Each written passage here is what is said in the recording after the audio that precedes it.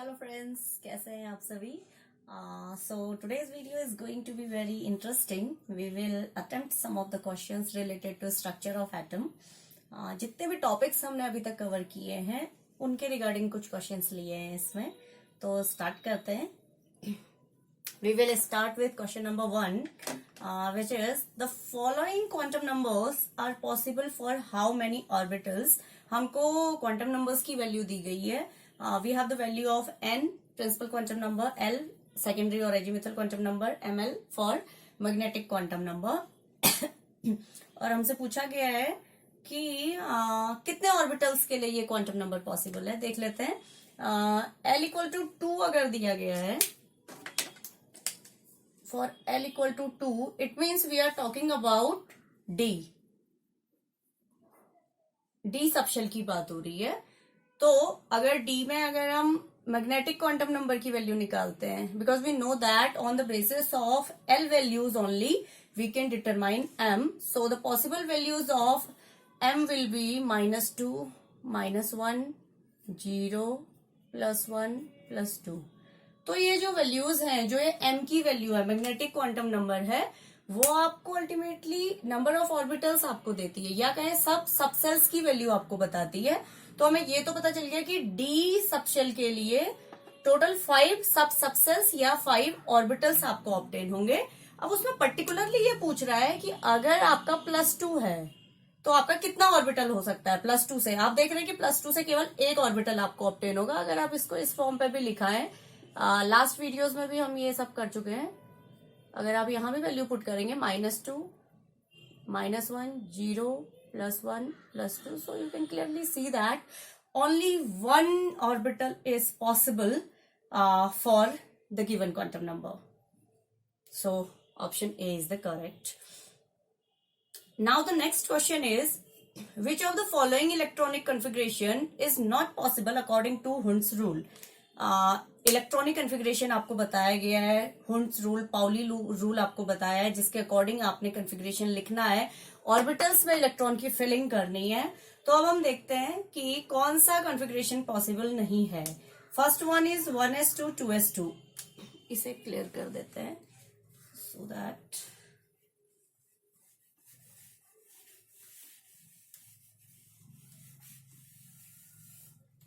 Okay. पहला option लेते हैं. It is 1s2 2s2. 1s 2s fill है, पॉसिबल है, क्योंकि हमें पता है कि एक ऑर्बिटल में मैक्सिमम 2 इलेक्ट्रॉन फिल किए जा सकते हैं. और s के लिए जो m वैल्यू है वो भी 1 होती है. तो number of orbitals in case of s is 1. That's why हमने 2 इलेक्ट्रॉन्स फिल कर दिए. B option is 1s2 2s1. Yes, it is also possible. Lithium की बात हो रही है. Lithium is for electronic configuration. अगर हम देखेंगे लिथियम का एटॉमिक नंबर 3 होता है, तो इट इज लाइक दिस. तो ये भी पॉसिबल है. विच इज नॉट पॉसिबल, हमें ये बताने कि क्या पॉसिबल नहीं है. सी इज 1s2 2s2 2px2. अगर इसे हम ऑर्बिटल फॉर्म पे लिखेंगे, हमें पता है कि p के पास आपका 3 ऑर्बिटल होते हैं. p सबशेल में 3 ऑर्बिटल है. तो अगर हम फिलिंग करेंगे 1s2 2s2 2px2 का मतलब कुछ ऐसा है, विच इज नॉट पॉसिबल.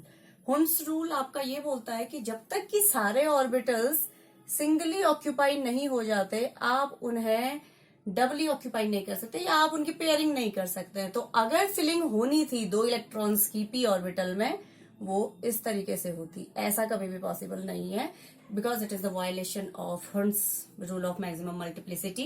तो which is not possible, तो आप देखेंगे ये. और देखिए ये वाला जो कन्फिग्रेशन है, it is 1s2 2s2 px py pz. आपको पता है कि p के 3 ऑर्बिटल्स हैं, जिन्हें -1 0 +1 से आप रिप्रेजेंट करते हैं अगर मैग्नेटिक क्वांटम नंबर की वैल्यू के बेसिस पे देखें. और उन्हीं को अगर आप एक्सेस के बेसिस पे, उन्हीं को px py pz कहा जाता है. तो यहाँ पे जो इलेक्ट्रॉन फिल किया गया है, इस एग्जांपल में बताते हैं, px py pz तीनों के पास एक एक इलेक्ट्रॉन है, विच इज 100% पॉसिबल. क्योंकि आपको ये भी पता था कि जो हाफ फिल्ड और फुली फिल्ड कन्फिग्रेशन है, वो एक्स्ट्रा स्टेबिलिटी को, जो भी पर्टिकुलर एलिमेंट है उसकी एक्स्ट्रा स्टेबिलिटी को कंट्रीब्यूट करता है. So this is the right one.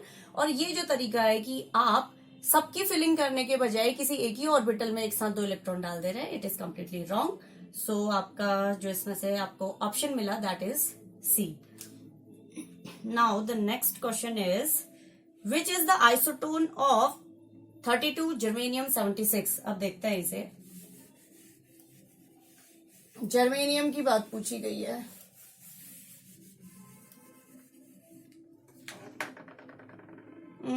Isotone मैंने आपको बताया था कि आपका ऐसे एलिमेंट्स होते हैं जिनमें नंबर ऑफ न्यूट्रॉन्स सेम आएगा. नंबर ऑफ न्यूट्रॉन्स जहां पे सेम है उन्हें हम आइसोटोन्स कहते हैं. और जो आपको आइसोटोन निकालना है वो जीई का निकालना है, दैट इज जर्मेनियम. आइसोटोन निकाला कैसे जाता है? जब आपको एटम की बात बताई थी तो ये कहा गया कि एटम का जो मास है वो न्यूक्लियस में रिजाइड करता है. And nucleus is made up of proton and neutron. Okay, proton और न्यूट्रॉन से मिलके आपका न्यूक्लियस बना हुआ है which contribute to the mass of जो भी एलिमेंट है या आप एटम कह सकते हो जिसकी भी बात हो रही है. तो अब देखिए, आपको ये तो बता दिया था for a neutral atom number of electron is equal to number of proton which is equal to atomic number. तो इसका मतलब number of proton is 32, neutron हमें नहीं पता है, एंड मास नंबर जो आपको बताया था जब रिप्रेजेंटेशन बताया गया था किसी भी एलिमेंट का, वहां पे बताया था कि जो आप सुपर स्क्रिप्ट में वैल्यू लिख रहे हैं दैट रिप्रेजेंट मास 76. तो अगर आप ये सिंपल सा कॉन्सेप्ट लगाते हैं P plus N equal to mass of atom, तो mass of atom is 76, P is 32 and you have to determine N value. And for neutrons तो आप यहाँ पे माइनस कर लीजिए आराम से.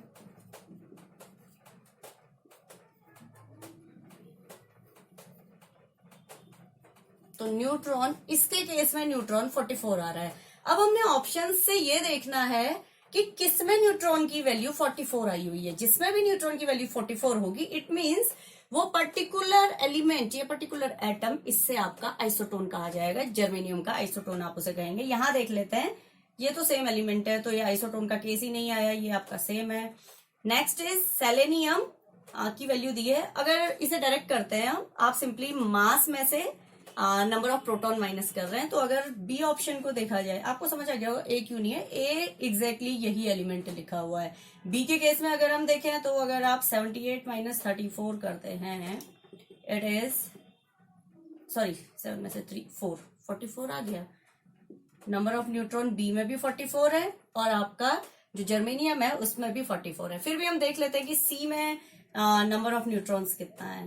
It is 79 minus 36, 9 minus 6 3, 7 minus 3 43 ये वेरी कर रहा है. It should be 44. D is 78 minus 32 6 46, ये भी वेरी कर रहा है. ये 46 है, यहाँ पे 43 आ रहा है. This is the only case where the number of neutrons is 44 as is found in the case of germanium also. तो आपका ये आंसर सही है. सिंपली नंबर ऑफ न्यूट्रॉन्स देख के आप बता सकते हैं कि विच इज आइसोटोन एंड आप औरों को क्यों एलिमिनेट कर रहे हैं. नेक्स्ट में प्रोसीड करते हैं.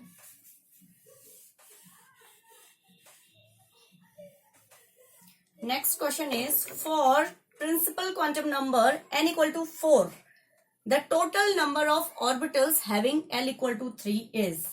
ओके, आपको दिया हुआ है प्रिंसिपल क्वांटम नंबर की वैल्यू विच इज 4, ठीक है, and total number of orbitals having l equal to 3. ठीक है, 3 किसके लिए यूज किया जाता है? l equal to 0 1 2 3 S E D F. अब आपसे ये पूछा जा रहा है इनडायरेक्टली कि जो F सब सेल है उसमें कितने ऑर्बिटल्स होते हैं. जैसे ये आप निकालेंगे, ऑर्बिटल्स का नंबर कहां से निकाला जाएगा? मैग्नेटिक क्वांटम नंबर से. तो मैग्नेटिक m की वैल्यू अगर आप निकालते हो, s के लिए कितना होता है? 0 होता है. m की वैल्यू अगेन निकालिए p के लिए इट इज -1 0 +1, क्योंकि जो कॉन्सेप्ट कहता है m value should be -L2 + L.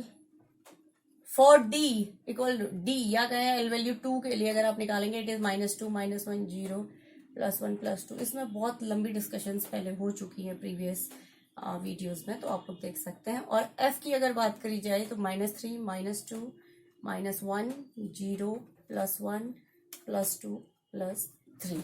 ठीक है, तो आपसे पूछा गया है principal quantum number n equal to 4 total number of orbitals having L equal to 3 is, L equal to 3 के केस में ऑर्बिटल कितने हैं गिनिए, 1 2 3 4 5 6 7, टोटल आपका टोटल ऑर्बिटल्स आपको ऑब्टेन हो रहे हैं दैट आर 7।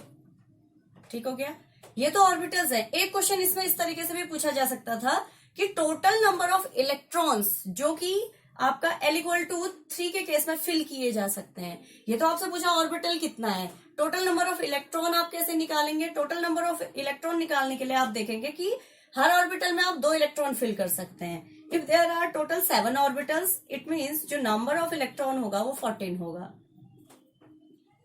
टोटल इलेक्ट्रॉन आपका 14 कब, जब ऑर्बिटल नंबर 7 है। 7 is the number of orbital, so the number of total electron जो फिल किए जा सकते हैं, मैक्सिमम आप कह सकते हैं, टोटल या मैक्सिमम, मैक्सिमम इलेक्ट्रॉन आप कितना फिल कर सकते हैं, it is equal to 14।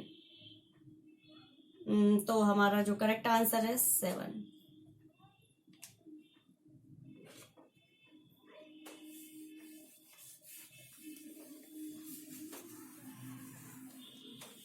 Now we will proceed to our next question, which is electron will first enter into the orbital with the set of quantum numbers। Simply आपसे पूछा है इन सारे options में आपको n वैल्यू दी है और l value दी है, आपको ये बताना है कि किसमें इलेक्ट्रॉन सबसे पहले एंटर होगा। आपको ये बताया था कि n की वैल्यू जितना कम है यानी कि एटम का साइज कम है, और अगर आपका एटम का साइज कम है यानी कि आपको ये भी बताया था कि जैसे जैसे एन वैल्यू बढ़ेगी जनरली एनर्जी भी बढ़ती जाती है। आपसे पूछा है कि इलेक्ट्रॉन सबसे पहले कहाँ एंटर करेगा, तो देखिए n इक्वल टू 5 दिया है, l इक्वल टू 0। इवन अगर आप l नहीं भी देखेंगे ना तो आपको सिंपली n वैल्यू से पता चल जाना है। नेक्स्ट में n इक्वल टू 4 है, यहाँ n इक्वल टू 3 है, तो देखिए n वैल्यू जिसकी जितनी कम होगी वहां इलेक्ट्रॉन को फिल करना उतना इजी होगा। ठीक है, तो आप ऐसे भी देख सकते हो ना, n वैल्यू कम होने पे उसका न्यूक्लियस से अट्रैक्शन ज्यादा होगा। जैसे जैसे शेल नंबर बढ़ता जाएगा उस पर्टिकुलर शेल में प्रेजेंट इलेक्ट्रॉन और न्यूक्लियस के बीच अट्रैक्शन कम होगा। तो अगर आपका शेल नंबर कम है तो जो इनकमिंग इलेक्ट्रॉन है उसको अट्रैक्शन फील होगा ड्यू टू द न्यूक्लियस में पॉजिटिव चार्ज है और साइज छोटा होने की वजह से उसको अट्रैक्शन फील होगा, तो इलेक्ट्रॉन का फिल करना इजी हो जाएगा रादर देन उन शेल्स में जिसमें आपका एन वैल्यू ज्यादा है। क्योंकि एन वैल्यू ज्यादा है इट मीन्स वहां पे अदर रिपल्सन इलेक्ट्रॉन्स के भी रिपल्सन वर्क करेंगे और दोनों नेगेटिवली चार्ज होने की वजह से रिपेल भी करेगा इलेक्ट्रॉन को। तो बेसिकली आप ये देखिए कि एन की वैल्यू जितना कम होगी इलेक्ट्रॉन फिल करना उतना इजी रहेगा। Now the last question is, fifth हम लगा चुके हैं, which of the following expressions give the de Broglie relationship. De Broglie relationship इसका डिस्कशन तब हुआ था जब बात आई थी कि इलेक्ट्रॉन लाइट की तरह डुअल नेचर कंसिस्ट करता है। लाइक जैसे लाइट आपका वेव फॉर्म के अलावा पार्टिकल फॉर्म भी एग्जिस्ट करती है, जिसे हम क्वांटम फॉर्म पे अगर हम गए फोटोन की बात की थी। Light is also present in the form of packets of energy जिन्हें क्वांटम फोटोन कहा गया था। तो उसी तरीके से जो आइंस्टीन की इक्वेशन थी उन सबको यूज करके और इलेक्ट्रॉन में भी सेम वही कॉन्सेप्ट लगाया था हमने कि हो सकता है कि जिस तरीके से लाइट डुअल नेचर शो करती है on the same way electrons also show dual nature. Wave nature के साथ साथ पार्टिकल नेचर के साथ साथ वेव नेचर भी ये एग्जिस्ट करता है, जिसे बाद में फिर हमने ये भी बताया था डेविसन जर्मर एक्सपेरिमेंट से प्रूफ हुआ था कि yes electron consist dual nature. तो वहां हमने डी ब्रॉगली इक्वेशन सॉल्व की थी जो था आपका लैम्डा इक्वल टू h/p।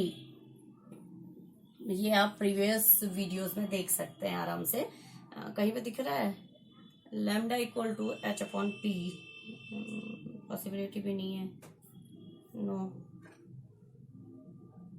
यहाँ देखिए इस ऑप्शन को देखते हैं बी को।